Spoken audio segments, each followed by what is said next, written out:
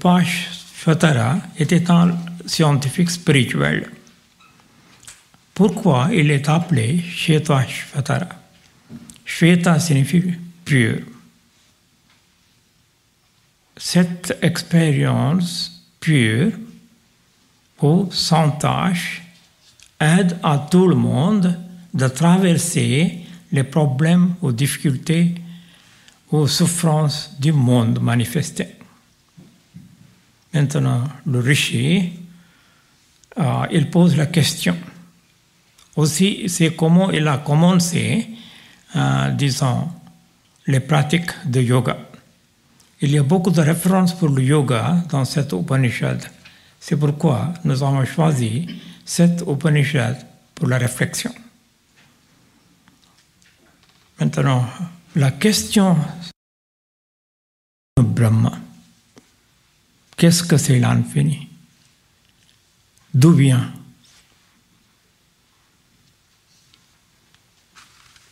C'est-à-dire, il nous demande de faire l'expérience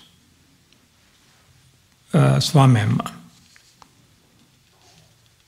En réalité, cette expérience n'est pas donnée comme on peut dire, sans expérimentation dans la vie. Parce que dans la vie, tous les jours, nous sentons les problèmes, les difficultés, souffrances, ceci, cela, etc. Si vous expériencez les problèmes et difficultés, vous devez savoir quelle façon vous devez sortir. Si vous ne s'efforcez pas vous-même, quelle façon vous pouvez sortir. C'est pourquoi il dit, vous devez pratiquer. Vous devez faire l'expérience pour vous-même. Quelle façon vous pouvez de le faire? Il nous donne la direction. D'accord. Maintenant, Kunu Brahma. D'où vient cet infini? Où était la source? La réponse, pour cette réalité, il n'y a pas de source. C'est la source pour tout. D'accord. Si c'est la source pour tout, mais quelle façon cette manifestation se manifeste? Pourquoi? Quelle est la cause de cette manifestation? Est-ce qu'il y a la réponse? Oui. Si cette réalité, ce qu'on appelle l'infini, Kutastha signifie c'est l'existence même. Jivatma, c'est le soi individuel. Par qui ou par quoi c'est créé? Quelle façon c'est créé?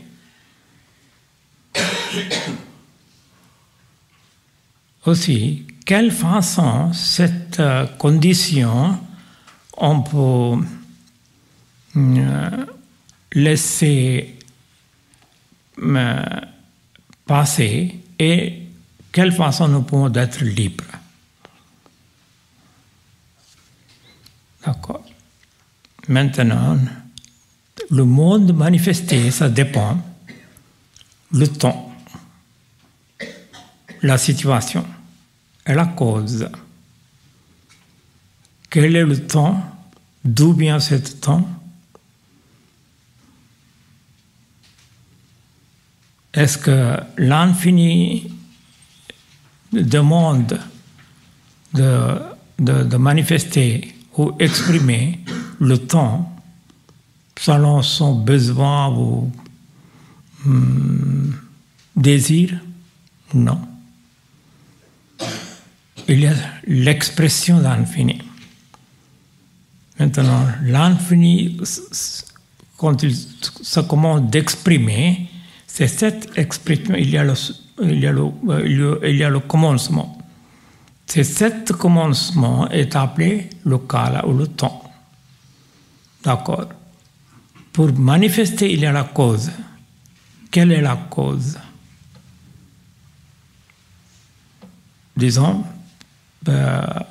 c'est la nature, ou prakriti, pour les philosophes sankhyennes. Mais ici, dans l'Upanishad, il ne parle pas de prakriti. Simplement, il parle Atma Shakti ou Maya Shakti. Atma Shakti signifie, c'est la force de cette âme ou l'âme suprême. Quand on dit l'âme, certainement, il y a cette force qui s'exprime. C'est cette force qui est la cause de manifestation. Si c'est la cause, pourquoi il y a tant de souffrances, tant de difficultés, tant de problèmes dans la vie?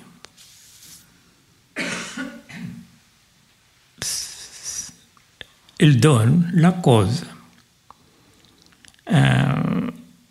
Disons, il dit moha, signifie désir ou attraction. Aussi, il y a mahamoha, de grande, disons, illusion. Pourquoi cette illusion est créée? Nous ne pouvons pas dire exactement pourquoi il est créé ou quelle façon c'est créé. Parce que, il dit, il y a trois forces. Trois forces sont sattva, rajas et tamas.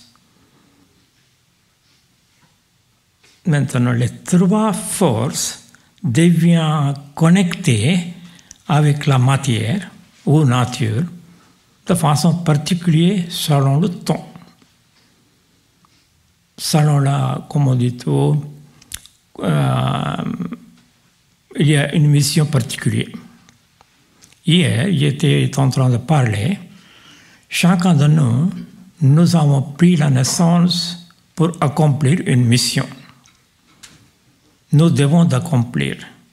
Sans cet accomplissement, nous n'avons pas aucun espoir de sortir des problèmes et difficultés ou souffrances. Pourquoi? La mission, ça dépend des tendances. Où les tendances? Disons, dans l'état subconscient. Où est le subconscient? Dans chaque cellule et molécule de notre corps.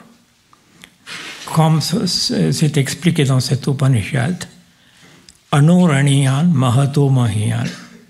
Cette force existe même dans une petite atome. Aussi, il existe partout.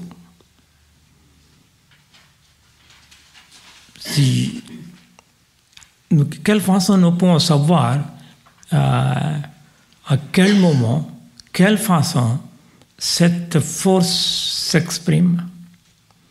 Est-ce que cela est possible pour nous, par notre intellect? Non, notre intellect est conditionné, limité par les tendances. D'accord. Avec cela, il y a les forces du monde. Disons, les forces du monde, aujourd'hui, s'expriment d'une façon particulière. Demain, ça change. Est-ce que nous savons quelle façon il changera? Aussi, est-ce que nous savons ou est-ce que nous connaissons quelle façon les forces du monde d'aujourd'hui nous affectent? Consciemment ou inconsciemment, nous sommes forcés par les forces extérieures. Quand nous sommes forcés par les forces extérieures, les tendances aussi commencent d'être connectées avec les forces selon la cause, selon le besoin, etc. Est-ce que nous sommes conscients de tout cela? C'est pour cela, ici, pour sortir cette sorte de condition, limitation ou contrôle, vous devez pratiquer le yoga. Maintenant, le rishi ou scientifique spirituel nous explique quelle façon il a essayé de pratiquer. Bien sûr, le corps est un instrument important.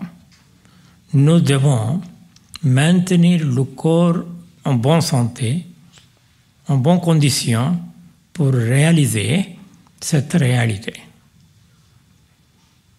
C'est pourquoi dans une Upanishad il est dit Balahinena labhya, c'est-à-dire ce qui est faible ne peut pas réaliser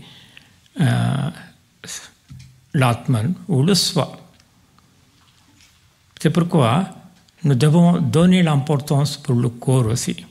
Nous devons maintenir notre corps en bonne santé, fort, et qui est capable de résister n'importe quelle force extérieure. Aussi, Swami Vivekananda avait l'habitude de dire ce que nous voulons développer dans notre vie, en anglais, nerves of steel, les nerfs comme muscles of iron, les muscles comme fer. Aussi, nous devons développer cet intellect qui est très fort, qui est capable de recevoir la subtilité de chaque chose. Ça dépend de quelle façon nous essayons de développer cet intellect. C'est pourquoi dans la méditation, nous disons toujours chaque cellule et molécule de votre corps est l'intelligence pure même. C'est cette conscience qui donne cette force pour réaliser ce qui est subtil, ce qui, disons, en général, non réalisable. C'est cette sorte d'intelligence, cette sorte de force, ce que nous devons développer. Avec cela, ce qu'on appelle le kala, ou le temps, est dépassé. Parce que cette force est au-delà de cette condition du temps. Aussi, cette force possède de résister ou éliminer les forces extérieures qui peuvent nous affecter. Après tout, comme nous le savons bien, c'est les forces extérieures et les tendances qui deviennent connectées avec les forces extérieures commencent à produire, disons, les effets indésirables, aussi s'expriment comme la souffrance ou difficulté, problème, etc. Prenez par exemple, en général, nous disons j'ai beaucoup de problèmes dans mon travail. Est-ce que le travail est le problème ou est-ce que les autres sont le problème? Est-ce que le lieu est le problème? Est-ce que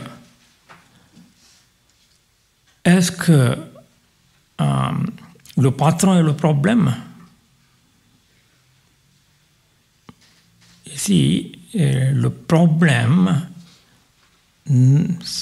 n'est pas causé par quelque chose, par quelqu'un ou quelque d'autre chose. Ici, ce que se passe, les tendances immédiatement devient connecté avec les forces. On n'arrive pas de le sentir. Ça devient au-delà de notre contrôle. Là, nous commençons à sentir, oui, je n'arrive pas à travailler, je n'arrive pas à être concentré, je n'arrive pas à réussir. Toutes sortes de sentiments, ça commence à se développer dans notre personnalité. D'accord. À la place, si nous sommes capables d'appliquer nous-mêmes en ce qui concerne pour nous, aussi pour les autres, de façon, disons, gratuitement, sans aucune sorte de contraction ou besoin égocentrique, il y a cette spontanéité. Toujours, il y a, comment on peut dire, la réussite. Même s'il y a les problèmes sont solvés automatiquement.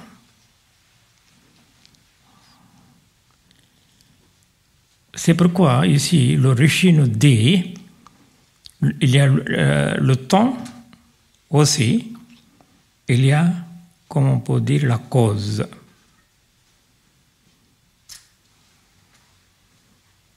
Pour lui, l'expérience était Kalo asvobhati.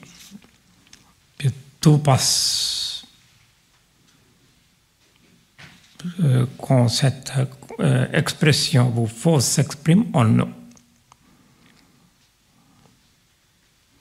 D'accord, n'importe quelle façon se tourne ou quelle direction se tourne nos problèmes ou difficultés. Ici, la personne qui a développé cette force intérieure dépasse tout. Pour lui ou pour elle, il n'y a pas de force qui peut l'affecter. D'accord. Quelle façon nous pouvons le faire? Te yoga anushtana signifie ce qui pratique le yoga. Ce n'est pas simplement le hatha yoga ou yoga de physique. À la fin, il nous dit vous devez pratiquer ce qu'on appelle dhyana yoga. C'est entrer en vous-même. D'être connecté avec votre source, c'est le soi. Le soi, il est éternel, il est immortel. Quelle façon c'est immortel? Prenez par exemple, nous disons dans la méditation, c'est visualiser une lotus qui s'ouvre dans votre cœur. Pourquoi visualiser? C'est la réalité. Ce n'est pas quelque chose d'irréel que nous imaginons, ou ce n'est pas fantasme. Le lotus qui s'ouvre, c'est l'expression d'amour pur. En réalité, c'est l'amour pur qui est la force de vie. L'amour pur se manifeste comme nectar. Prenez par exemple, les fleurs produisent ce que vous appelez le miel. C'est le nectar. Pourquoi les fleurs fabriquent le nectar? Est-ce que c'est pour eux-mêmes? Cette miel est partagée par tout le monde. D'accord, les abeilles travaillent pour nous, les êtres humains, mais les êtres humains sont égocentriques, ramassent tout pour eux-mêmes, laissent rien pour les abeilles. Les abeilles travaillent tout le temps. C'est comment? C'est action qui est faite librement donne la joie à tout le monde. C'est la leçon, ce que nous devons apprendre par les abeilles. Maintenant, cet amour se manifeste comme nectar. C'est ce nectar qui est le liquide dans cette psychophysique. C'est le sang qui coule dans les veines.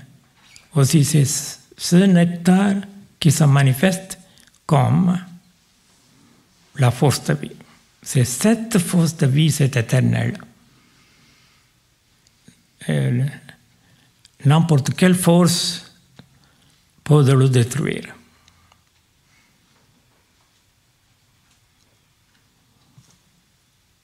C'est pourquoi, quand le Rishi nous a adressé Shrunvantu Vishve Amritasya Putraha. Amrita, c'est cet nectar, c'est l'amrita. Vous êtes les enfants d'immortalité. Est-ce que vous êtes conscient de cela? Maintenant, il nous demande de développer cette conscience. D'accord, vous pouvez dire que c'est très très difficile d'imaginer ou visualiser ceci, cela, etc. Mais nous utilisons ce qu'on appelle Atma Shakti, ou la force de soi, pour les choses inutiles. Est-ce que nous sommes conscients? Combien de façons nous gaspillons cette force? À la place, pourquoi pas garder cette Atma Shakti ou la force de vie? Aussi, cette Atma Shakti est appelée Devatma Shakti. Comme cette Shakti ou force s'exprime, c'est la force du divin ou l'infini. C'est cette force qui est capable d'éliminer de toutes sortes de forces négatives.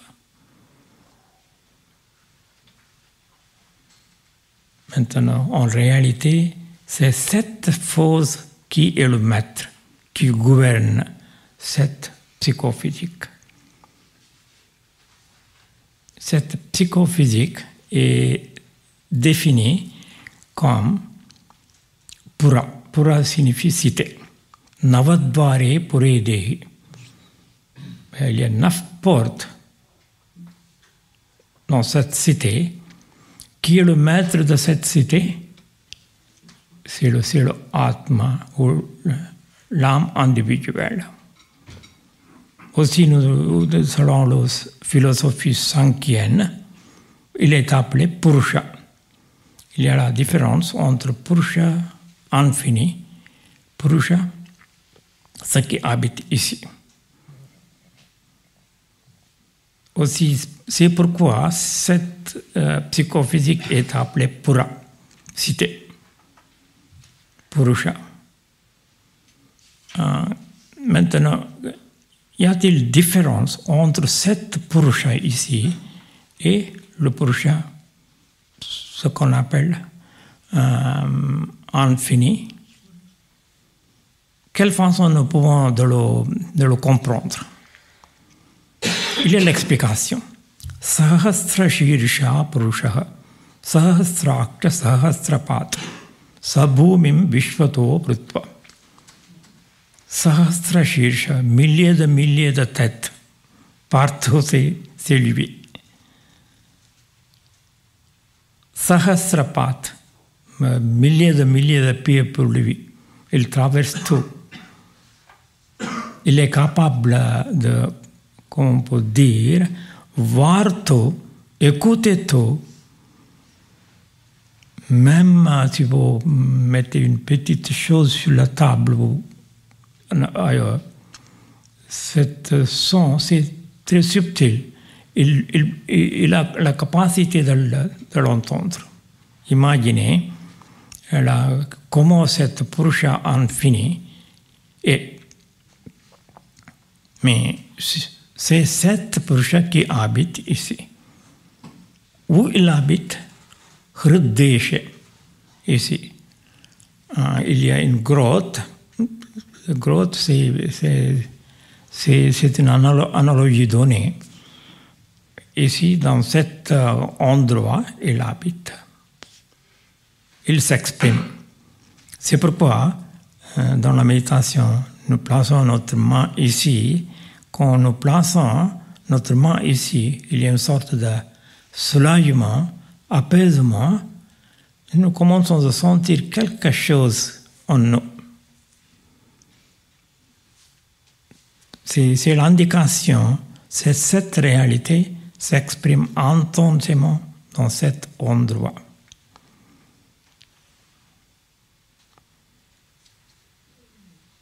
Aussi, si vous voulez encore aller plus loin dans cette direction, vous pouvez imaginer, il y a une lotus. Cette réalité est là, comme le soleil sur le levant. Dans l'Upanishad, il les expliquait Aditya Varnam Tamasa Parastat. Aditya Varnam signifie la lumière du soleil levant qui élimine l'obscurité partout. Et il donne cette harmonie, la beauté partout, pour chaque chose. Nous devons intensifier notre conscience de cette façon pour réaliser cette force qui habite en nous. D'accord. Nous avons appris, selon le yoga, Ishvara Pranidhanadva. Dévotion à Ishvara. Quelle façon nous devons aimer cet Ishvara? Quelle façon on peut définir Ishvara?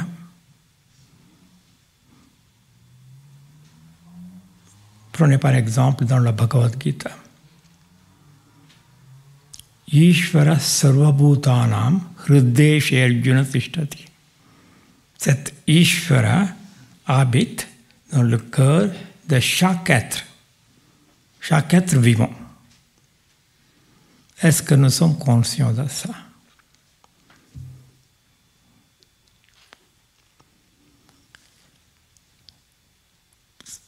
Maintenant, quelle façon nous pouvons visualiser cet Ishvara ou aimer cet Ishvara? Par les qualités ou les aspects. Quelles sont les qualités? C'est l'harmonie d'énergie pure même. C'est la luminosité même. C'est la beauté même. C'est l'amour même. C'est l'intelligence même. C'est la connaissance et la félicité même. Les 7 aspects ensemble s'expriment comme Ishvara.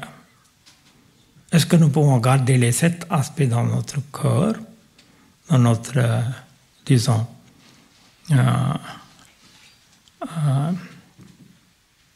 siège ou asana, ici, dans le cœur? Ça demande beaucoup de commodité, concentration. L'énergie qui est dispersée pour les choses inutiles, nous devons ramener et faire concentrer dans cet endroit.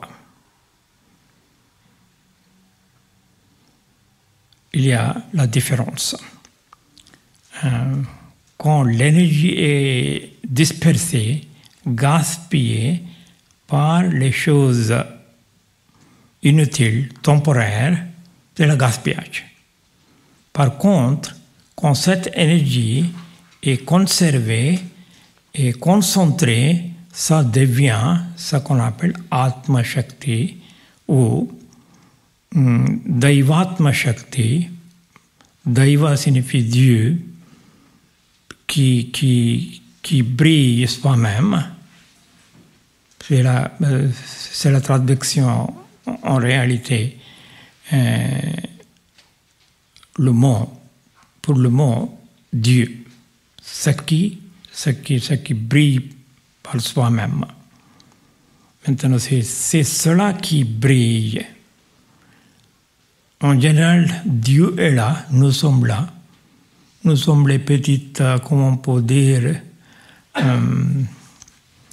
petites choses rejetées, ceci, cela, etc. C'est cela, disons, compréhension en général. Nous pratiquons cela dans la vie de tous les jours. Oh, nous sommes brillants. Dieu est là à nous protéger. Dieu est là. Est-ce que nous sommes conscients de ça? Est-ce que nous avons essayé de le faire manifester? Même si vous dites, Dieu est là, est-ce que vous connaissez ce que se passe? Votre conscience devient connectée avec cette réalité. Maintenant, c'est cette conscience qui s'exprime ici, en vous. Si vous avez la protection ou quelque chose dans votre vie, en réalité, c'est vous-même, inconsciemment, exprimer cela. À la place, ici, selon la réalisation du rishi ou le scientifique spirituel, consciemment, vous êtes capable de le faire. Quand vous êtes capable de le faire consciemment, la force devient immense. Où allez-vous chercher cette réalité? C'est comment par le yoga, il appelle le yoga Dhyana Yoga. Il a réalisé cette force. Il y a l'histoire. C'était la guerre. Ce n'est pas la guerre comme aujourd'hui. C'était la guerre entre les forces, disons, négatives, rajasiques. En sanskrit, les forces rajasiques est appelées rakshasa.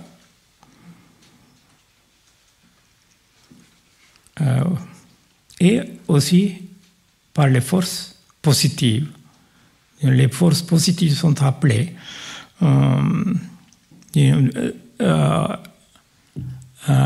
force divine ou deva.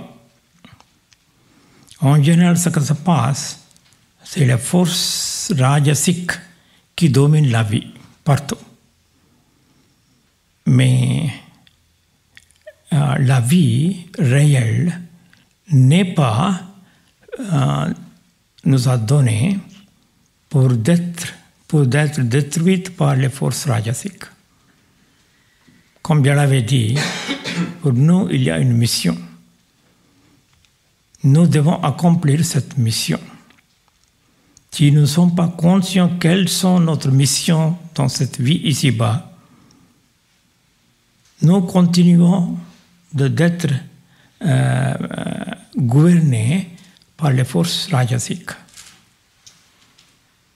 Nous ne savons pas à combien de temps cette force rajasique peut nous gouverner.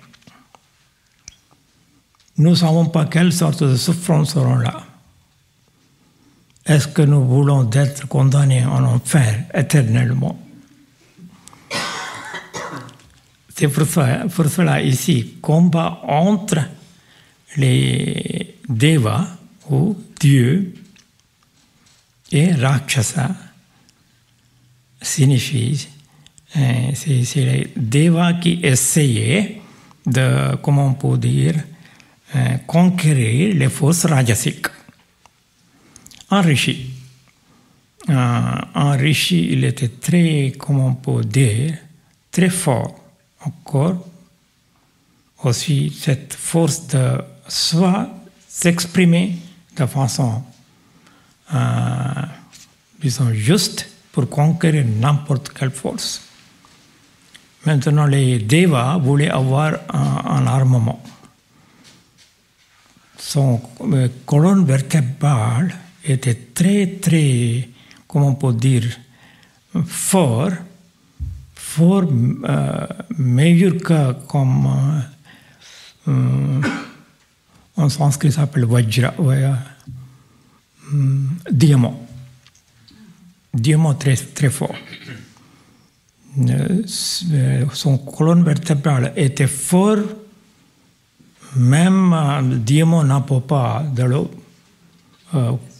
détruire. Les Devas voulaient cet instrument pour conquérir les forces rajasiques. Imaginez si le rishi a développé cette force en lui, quelle façon il l'a développée? Par cette Atma Shakti. Cette force de soi. Quand cette force qui était dirigée vers chaque partie de son corps, la colonne vertébrale est devenue très dure, fort, pour détruire n'importe quelle force. C'est pourquoi ici, cette histoire est significative pour nous. Ce qu'on appelle Atma Shakti, ou la force du soi, est très forte que les autres forces. Cette force peut détruire n'importe quelle force négative. Plusieurs d'entre vous connaissez bien ce qu'on appelle Ramayana. En réalité, Ramayana, le combat entre Ravana et Rama. Ravana était un Rakshasa ou démon. Rama, disons Dieu. Pourquoi il était Dieu? Parce qu'il a utilisé cette Shakti ou force de soi. Et, essayons d'analyser Rama. Il commence par Ra, n'est-ce pas? Ram signifie brûler. Ce qui brûle toutes les impuretés. C'est l'Atma Shakti. D'accord? Ici, Ravana. C'est la même racine Ra. Ici, ce que ça passe, Rajas devient dominé dans la personnalité. Vana signifie laisser le forêt. Quand une personne devient dominée par le guna ou la qualité rajasique, il y a toutes sortes de confusions. On n'arrive pas à maîtriser soi-même.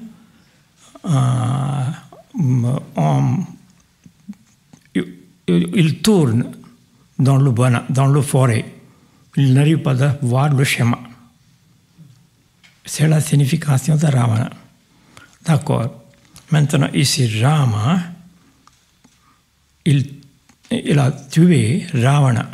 Signifie, imaginez cette Atma Shakti où la force d'âme était très fort que celui de force démoniaque. Même les démons possédés, les armements sophistiqués, ne peuvent pas détruire cette force d'Atma. Peut-être que vous avez entendu déjà l'histoire. L'Alexandre du Grand, le Grand, il a conquis un endroit de l'Inde.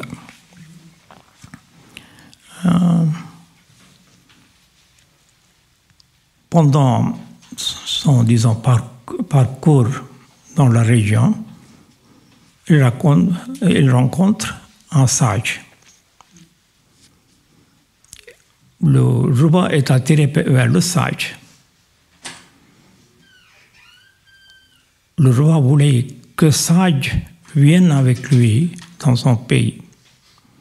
Il lui demande, je vous aime, pourquoi pas venir avec moi dans mon royaume? Le sage a répondu, non, je ne veux pas venir, je suis content ici. Mais le roi insiste. Le sage refuse. Maintenant, le roi, il était en colère. Si vous ne voulez pas venir avec moi, connaissez-vous quel sera le résultat? Il sort son sabre. Le sage commence à rire.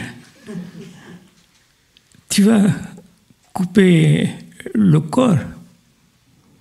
Tu peux couper. Quel sera le résultat?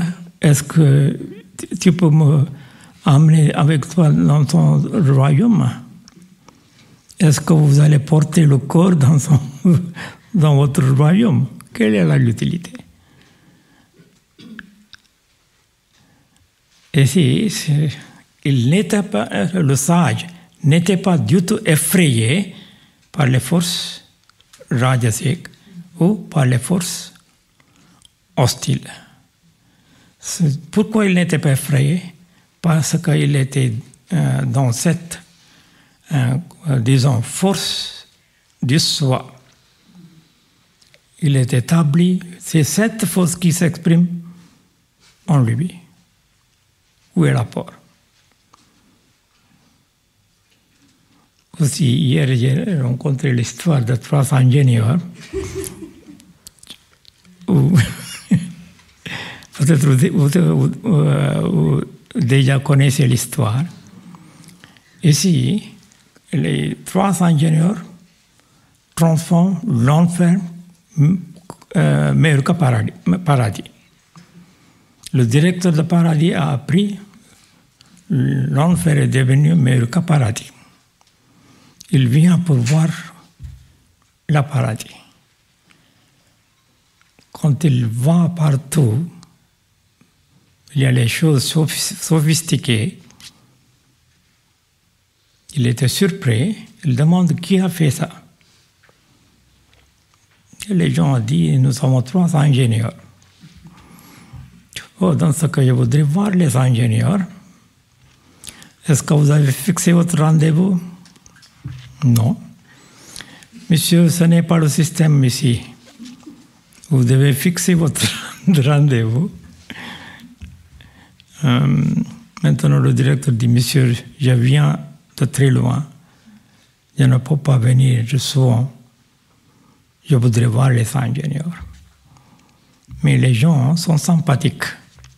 Parce que les gens connaissent bien ce qu'est la souffrance, ce qu'est la difficulté.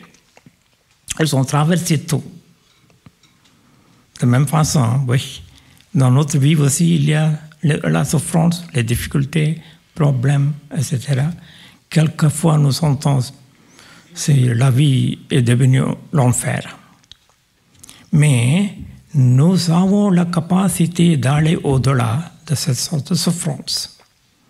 Ça dépend à quelle intensité nous sommes capables d'intensifier cette force intérieure. D'accord? Le directeur est amené vers les ingénieurs. Le directeur demande, est-ce que c'est vous qui avez fait tout ça? Les 3 étaient humbles.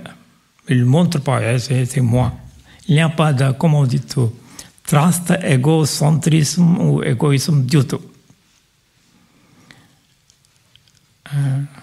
Le directeur demande, c'est vous qui avez fait ça? Oui. Dans ce cas, venez dans notre paradis. Vous avez beaucoup de travail à faire. Les ingénieurs humblement refusent, disant non, nous sommes contents ici, nous ne voulons pas venir dans votre paradis.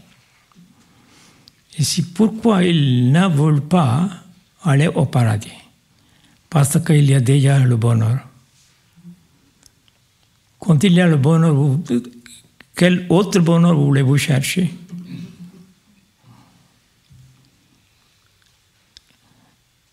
De la même façon, ici, quand nous possédons cette chose-là, pourquoi chercher les choses ailleurs? Ou même si vous cherchez, est-ce que vous êtes capable de le posséder?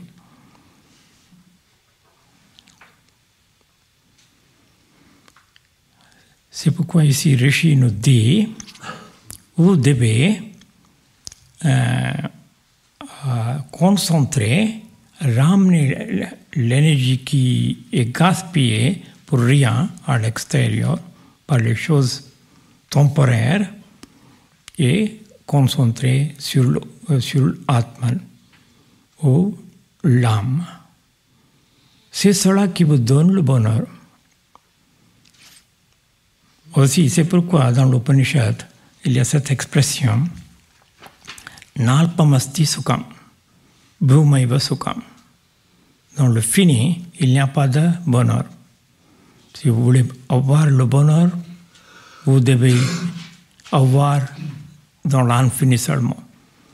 Quand cet bonheur se commence d'exprimer, il n'y a pas de, comment on peut dire, disons, différence entre l'infini et ici. C'est pourquoi Shankaracharya nous dit Atmaikya bodhena vinapi muktirna labhyate. Cette, disons, aikya, unification avec l'âme suprême est la seule solution pour toutes sortes de souffrances. Nous avons le trésor ici. Pourquoi nous voulons chercher ailleurs? Pourquoi pas utiliser nos trésors et d'être content avec notre trésor? Quand cette bonheur est là, il n'y a pas de place pour d'autres émotions, il n'y a pas de place pour la peur. C'est cela, le rishi ou le scientifique spirituel nous indique de pratiquer. D'accord. Aussi, il nous dit quelle façon vous devez pratiquer votre, disons, yoga. Bien sûr, vous devez donner l'importance à votre corps. Maintenant, pour pratiquer la méditation, vous devez choisir un endroit propre. Comme c'est indiqué dans la Bhagavad Gita, Shuchau deshe pratishtapya stiram asana.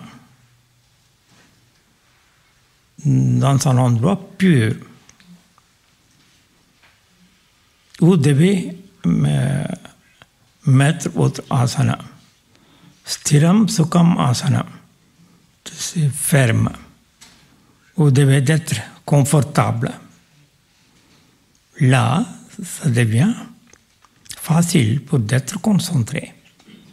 D'accord? Vous pouvez être assis sur la bord d'une rivière ou devant l'océan ou dans les montagnes où la nature est calme, paisible.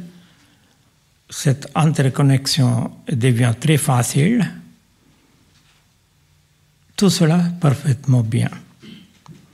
Mais aussi, vous devez éviter les endroits de bruit ou les endroits où il y a beaucoup de, comment on peut dire, toutes sortes d'attractions, ceci, cela, etc. Aussi, quelle façon votre corps devait rester dans la position. Les trois parties du corps sont verticales. Sans bouger, vous devez rester. Quelle façon vous devez diriger votre conscience? Quelle façon vous pouvez, disons, sentir cette présence de votre âme?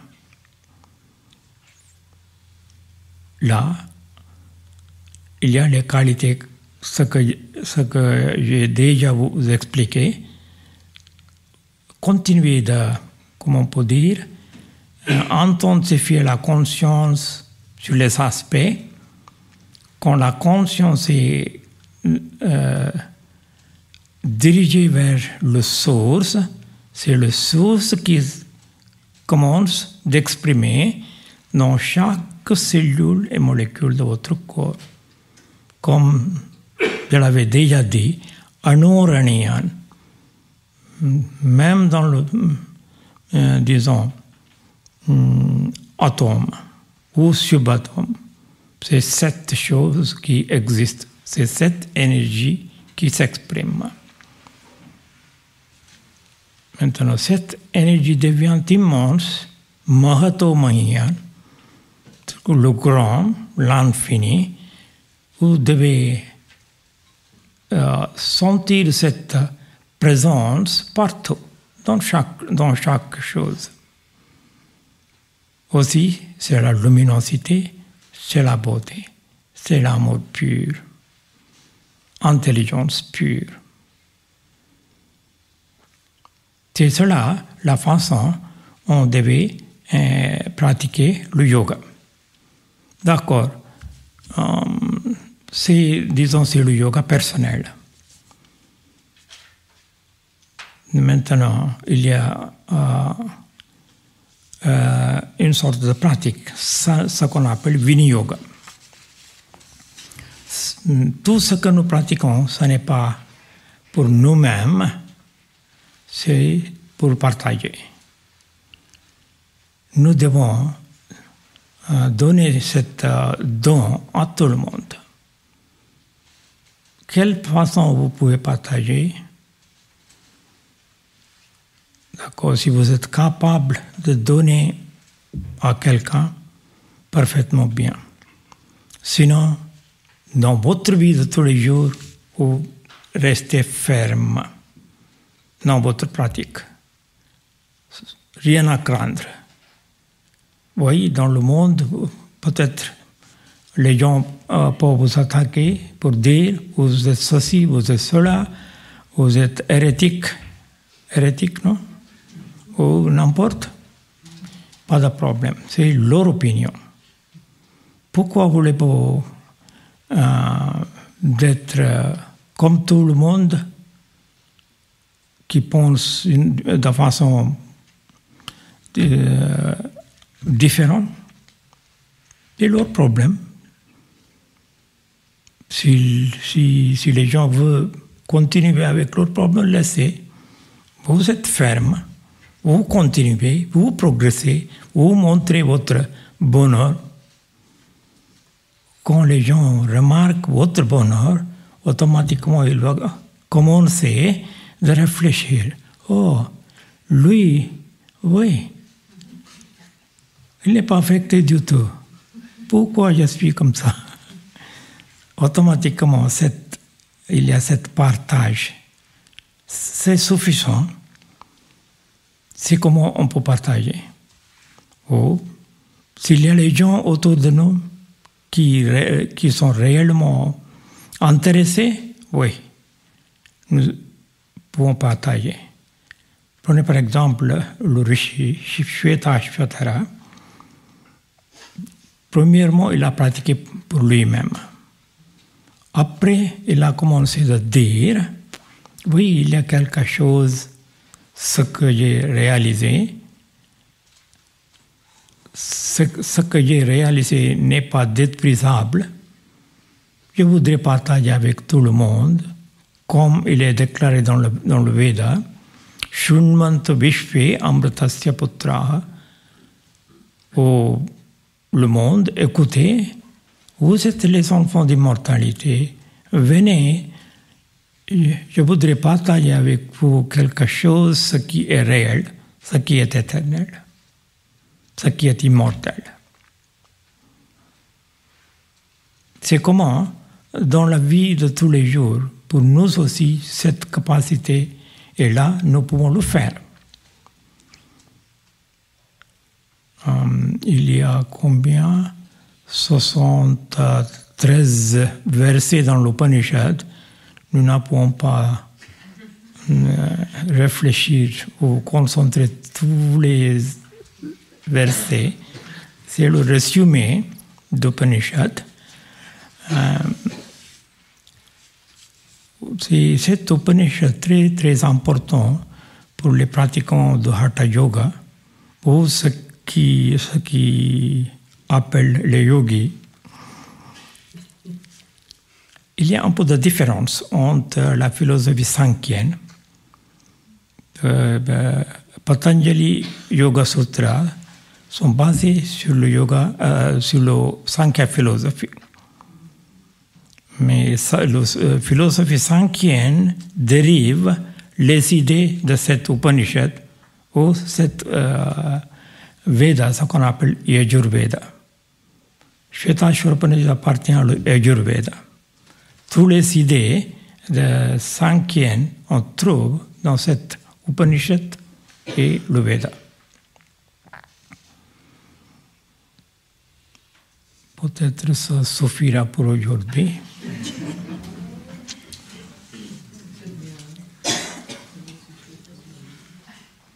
C'est l'heure, n'est-ce pas?